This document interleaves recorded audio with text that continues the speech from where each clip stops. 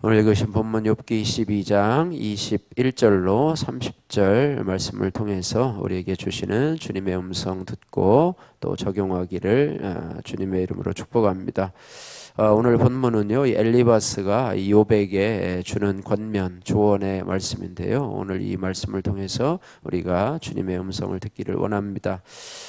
첫 번째로 21절에서 22절 말씀을 보면은요, 말씀을 내 마음에 두라 이렇게 말씀하고 있습니다. 특별히 이 엘리바스는 욥에게요, 뭐 여러 가지 교훈을 하고 있는데요, 조언을 하고 있는 것이죠.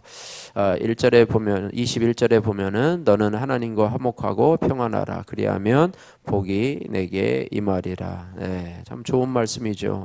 어쨌든 엘리바스는요, 욥의 고난의 문제가 하나님을 떠난 문제라고 생각하면서 하나님과 화목하고 평안하라. 화목하라는 것은 너가 지금 화목하지 못하고 있다. 하나님과 관계가 좋지 못하니까 하나님과 화해하고 죄로 말미암아서 물러갔던 것에서 이제는 회개하고 하나님께 돌아와서 화목하고 평안하라. 뭐 이렇게 이야기를 한 거죠. 그래서 이 엘리바스는 하나님과의 관계가 올바르다면 고난이 생길 수 없다라고 그렇게 생각을 하는 것이죠. 오늘 이 말씀은요, 뭐 맞는 말입니다. 그러나 이 욥에 대해서는 욥을 상대로 할 때에는 그의 상황 속에서 계속해서 그들이 정죄하고 있는 말씀이라고 볼 수도 있습니다. 물론 우리가 하나님의 말씀, 또 특별히 22절에 보니까 또 하나 얘기를 하는데요. 같이 한번 22절 읽겠습니다. 청하건대 너는 하나님의 입에서 교훈을 받고 하나님의 말씀을 내 마음에 두라. 그래서 하나님의 말씀을 마음에 두라. 올해 우리 교회 표어가요, 말씀을 마음판에 새기라 이렇게 말씀하고 있는데요. 여러분이 말씀을 한번 그냥 쓰고 그냥 하루 종일 까먹는 것이 아니라요, 여러분 자꾸 그 말씀을 보면서 하루에 뭐 잠깐이라도 한번 대여섯 번이라도 또 읽고 자꾸 반복하며 읽으면 그것이 마음판에 새기고, 어떤 분은 이 말씀을 보고요 외우시더라고요. 그냥 외워버리시더라고요. 자꾸 하다 보면 외워지더라고요. 그러니까 간단한 말씀, 또 긴 말씀도 있지만은 간단한 말씀은 그냥 외워버리기도 하시고 이렇게 하고요. 어쨌든 우리가 하나님의 말씀을 마음에 두려면 마음에 자꾸 말씀을 자꾸 이렇게 되새겨야 되고 반복해서 읽어야 됩니다. 그래서 하나님의 말씀을 마음에 두면 화평과 화목과 평안이 저절로 찾아온다 이렇게 말씀하고 있습니다. 그러나 반대로 하나님과 화목하고 평안하다고 해서, 내가 신앙생활을 잘한다고 해서 모든 것이 형통한다고 하는 것은 물론 대부분 형통하지만 그렇지 않은 경우도 있어요. 우리가 하나님과 화목하고 화평하고, 또 욥도 보면은 하나님과 문제가 없었잖아요. 그죠? 자신도 하나님 앞에 경건하고 또 자녀들도 경건하게 하려고 잔치 후에는 그들에게 혹시 잘못된 것이 없나 하나님 앞에 예배를 드리면서 이렇게 점검했었던 그런 모습이었는데요. 어쨌든 이 하나님과 화목하고 평안하다고 해서 세상의 모든 문제와 고난이 사라지는 것은 아니라고 하는 것입니다. 그래서 오히려 고난이 하나님의 말씀을 내 마음에 두도록 하는 은총의 통로가 될 수 있다라고 하는 사실을 기억해야 됩니다. 내가 주의 말씀을 알지 못하였는데 고난 때문에 내가 주의 말씀을 알게 되었다라고 하는 시편 기자의 고백처럼 하나님의 말씀을 평소에 마음속에 두면은 좋지만 또 고난이 유익하게 되면 그로 인해서 내가 주의 말씀을 알게 되었나이다, 이런 고백이 있기 때문에요. 그렇습니다. 그래서 내가 고난 중에 우리가 기도해야 될 것은, 하나님 이 고난이 빨리 지나가게 해주시고 또 빨리 없어지게 해주세요. 물론 이런 기도를 1차적으로 하잖아요. 문제가 빨리 해결되게 도와주세요. 뭐 어려웠던 관계들이 빨리 회복되게 도와주세요. 우리는 1차적으로 이런 기도만 하는데요. 이러한 어려움을 주신 이유가 무엇인지, 왜 나에게 이런 어려움을 주셨는지, 또 왜 나에게 이런 고난을 주셨는지, 이러면서 고난 중에 여러분이 하나님의 말씀을 깨달을 수 있다면, 그죠? 고난 중에 여러분의 드러난 죄를 발견하고 하나님 앞에 그 죄의 문제를 해결할 수 있다면 고난이 오히려 축복이 되고 고난이 우리에게 유익이 된다는 사실을 우리가 알 수가 있다라고 하는 것이죠. 두 번째로요, 엘리바스는 욥에게 또 권면을 합니다. 23절에서 26절 말씀인데요. 욥에게 하나님께로 돌아가고자 하나님을 가장 귀한 보배로 여기라 이렇게 말씀하고 있습니다. 예, 그래서 23절에서 26절 같이 한번 읽습니다. 내가 만일 전능자에게로 돌아가면 내가 지음을 받을 것이며 또 내 장막에서 불의를 멀리하리라. 내 보화를 티끌로 여기고 오빌의 금을 계곡의 돌로 여기라. 그리하면 전능자가 내 보화가 되시며 내게 고귀한 은이 되시리니 이에 내가 전능자를 기뻐하여 하나님께로 얼굴을 들 것이라. 예, 아멘. 예.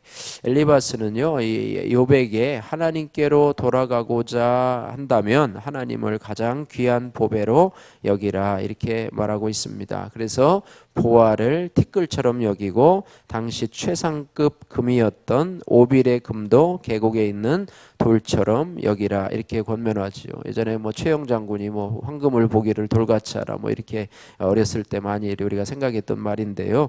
그렇게 하면 하나님이 욥을 기뻐하시고 욥도 하나님께 얼굴을 들게 될 것이라 이렇게 말씀하고 있습니다. 그래서 이 말을 하는 의도는 뭐냐면 이 욥이 하나님께 얼굴을 들지 못하는 이유는 무엇인가? 그것은 하나님보다 눈에 보이는 보물을 귀하게 여겼다. 그의 불의와 탐욕 때문이라 이렇게 오해를 하고 있습니다. 그래서 그것을 버리려면 황금을 돌같이 해야 된다. 뭐 이렇게 해야 하나님께서 하나님께 얼굴을 돌릴 수 있는 것이다. 이렇게 말하고 있습니다. 물론 물질과 하나님을 겸하여 섬길 수 없지만은요. 어쨌든 이 엘리바스의 말이 일리도 있지만은 욥에 대해서 오해하고 있는 부분을 다시 한번 권면하고 있는 부분이라고 하는 것입니다. 어쨌든 우리가요 하나님을 제일로 보배로 여기라고 하는 엘리바스 이 말은 우리가 새겨둘 필요가 있다라고 하는 것입니다. 25절에 보니까 그리하면이라는 말보다도요 전능자가 내 보화가 되시며 내게 고귀한 은이 되시리니 우리의 가장 귀한 분이 바로 우리 전능자 하나님 우리를 구원하신 예수 그리스도가 되시기를 주님의 이름으로 축복합니다. 또한 세 번째로 엘리바스가 욥에게 권면하는 조언은요 27절에서 37절 말씀인데요. 욥에게 다시 한번 권면합니다. 죄를 회개해서 하나님과 화목하게 되면 기도가 응답될 것이라 이렇게 말씀하고 있습니다. 27절 28절 말씀 같이 읽겠습니다. 너는 그에게 기도하겠고 그는 들으실 것이며 너의 서원을 내게 갚으리라. 내가 무엇을 결정하면 이루어질 것이요 내 길에 빛이 비치리라. 아멘. 예. 그래서 그렇게 하고요. 또 서원을 이행할 수 없는 상황이 서원을 이룰 수 있는 형편으로 너가 하나님 앞에 회개하고 하나님과 화목하게 되면 그런 형편으로 바꾸어지게 될 것이다. 이렇게 말씀하고 있습니다. 그래서 엘리바스는요 기도를 하나님과의 관계가 바르게 유지된다면 필요한 것을 반드시 얻게 되는 수단으로 생각한다고 하는 것입니다. 그러니까 하나님과 관계가 회복되면 네가 원하는 것 무엇이든지 얻을 수 있다. 근데 그 원하는 것이요 하나님의 뜻과 일치가 될 때 하나님께서 우리에게 주시는 것이죠. 그런데 하나님과의 관계가 이루어지면 무조건 달라고 한다고 다 주는 것이 아니잖아요. 여러분 자녀들과 관계가 좋으면 여러분 자녀들이 여러분에게 요구하는 모든 것 다 사주지는 않잖아요. 그죠? 가려서 사주잖아요. 그런 것처럼 하나님과의 관계도 그렇지만은 않습니다. 이렇게 기도를 잘못 이해하게 될 때요 기도를 응답받는 수단으로만 여길 수 있다는 것이죠. 여러분 기도는 여러 가지가 있어요. 하나님과 대화하고 또 하나님과 관계를 유지하고 뭐 여러 가지의 치유와 회복의 역사도 일어나게 되고 여러 가지가 있는데 기도를 그냥 응답받는 수단으로만 여긴다고 한다면 이것은 기도의 의미의 여러 가지 중에 한 가지만 생각하는 것이라고 하는 것이죠. 응답을 위한 수단도 있습니다. 그러나 그것을 잘못하면 하나님이 나의 원하는 것을 이루어주는 도구로 여길 수 있는 위험이 있다라고 하는 것, 이것을 우리가 기억해야 됩니다. 그래서 우리가 기도는 여러분 어떤 문제가 있고 또 어떤 일이 있을 때마다 늘 기도하시기를 바랍니다. 어떤 뭔가 D-Day가 있으면은요, 그때까지 여러분 꾸준히 기도하십시오. 또 우리 교회 문제가 있어도 여러분 12광주 연금을 위해서도 그 일이 이루어질 때까지 꾸준히 기도하시고, 또 여러분의 어떤 해결되지 않는 문제가 있어도 여러분 꾸준히 기도하시는데, 그 방법과 때는 하나님이 결정하시기 때문에 우리를 통해서 그 문제를 가지고 기도하게 하시는 것이고, 또 기도하게 하실 때 우리가 그 문제가 응답될 때 하나님이 역사하셨구나라고 하는 것을 깨닫게 돼요. 여러분 어떤 문제에 대해서 기도하지 않고요, 그 문제가 갑자기 해결되면 하나님이 응답하셨다라고 하는 생각을 갖기가 어렵습니다. 그냥 우연이 됐구나, 힘을 좀 썼더니 이거 해결됐구나, 이렇게 인간적으로 생각할 수밖에 없다는 것입니다. 그래서 여러분이 기도해야 될 문제는 날마다 쉬지 말고 늘 기도하셔서 하시고, 또 생명책에 기록된 분들 어저께 보니까 한 230명 정도가 되는 것 같더라고요. 이번에 다 모아보니까 230여 명 정도 되는데, 여러분에게 할당된 기도, 또 여러분에게 주어진 분들 이렇게 하고요. 그렇게 해서 우리가 하나님 앞에 늘 기도할 수 있는 도구가 될 수 있기를 주님의 이름으로 축복합니다. 낮아짐을 통해서 이루어지는 화목함이라고 하는 윤세품님의 큐티인 간증입니다. 몇 년 전 저는 제 전공인 천문학으로 대학원에서 박사과정을 밟았습니다. 엄마의 때를 잘 보내려면 하나님이 언젠가 내가 결정한 것을 이루어 주시고 그 빛이, 그 길에 빛이 비치리라는 오늘 28절에 생각이 들게 되었습니다. 그래서 새 자녀를 양육하면서 틈틈이 연구실에 갔지만 자녀 양육과 공부를 병행하기는 어려웠습니다. 엄마로서 새 자녀를 양육하면서 아마 박사과정을 공부하는 그런 분이었나 봅니다. 그래서 결국 학업을 포기하게 되었는데, 그로 인해서 낙심이 컸습니다. 그때 저는 제가 학업을 티끌이 아닌 보화처럼 여기고 있음을 깨닫게 되었습니다.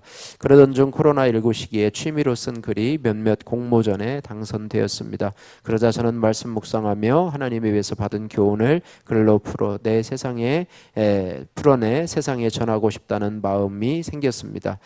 그런데 작년부터 큐티인 묵상 간증 필자로 섬기면서부터 제 글은 어떤 공모전에도 당선되지 않았습니다. 낙선이 이어지니 오늘 29절 말씀처럼 내가 또 교만해서 주님이 이렇게 나를 낮추시는구나 라는 생각이 들었습니다. 동시에 하나님과 화목하면 일이 잘 될 텐데 그렇지 않아서 이렇게 되었다라고 하는 결론이 다다랐습니다. 그런데 오늘 말씀을 묵상하며 세상 성공보다 하나님과 화목을 중시하는 게 옳지만 그 대가로 일이 잘 되기를 바라는 것은 기복임을 깨닫게 되었습니다. 그제서야 저는 내가 얼마나 욕심이 많고 교만한지를 회개하게 되었습니다.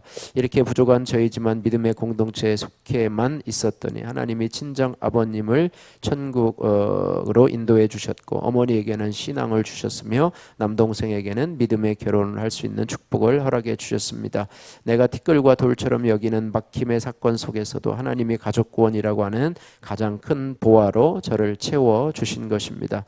하지만 저는 여전히 나는 볼품없는 사람인가, 왜 내가 하고 싶은 건 안 되지? 라는 생각에 사로잡히면 자존감이 바닥을 치곤 합니다. 그러나 그때마다 낮아지는 환경으로 양육하시는 것이 하나님의 방법인 것과 고난을 주시는 것이 주님의 은혜임을 묵상하며 감사하도록 하겠습니다. 적용하기, 글을 쓰는 것보다 엄마로서 아이들의 일을 우선시하겠습니다. 자녀들의 공부를 도울 때 화내지 않고 친절하게 설명하겠습니다. 바라기는 저와 여러분들이 하나님을 늘 가까이 하며 또 하나님과 늘 화목하고 평안하고 하나님을 보화로 여기면서 살아가시는 그런 은혜가 있기를 주님의 이름으로 축복합니다. 기도하겠습니다. 사랑의 하나님 아버지, 감사합니다. 고난을 통해서 우리 하나님, 우리에게 교훈하시기를 원하시는 하나님, 또 고난을 통해서 우리로 겸비케 되어서 하나님 주시는 복을 우리들에게 허락하기를 원하시는 하나님, 감사합니다. 이제는 세상 그 어떤 것보다도 하나님을 보배로 삼고 살아가기를 소원합니다. 내가 기도한 대로 환경이 변하지 않아도 그것 자체를 응답이라 여기게 하시고, 우리가 실망치 않고 하나님의 뜻 가운데서 늘 기도할 수 있는 그런 삶이 될 수 있도록 은혜 베풀어 주옵소서. 예수님 걸어가신 이름으로 기도드립니다. 아멘.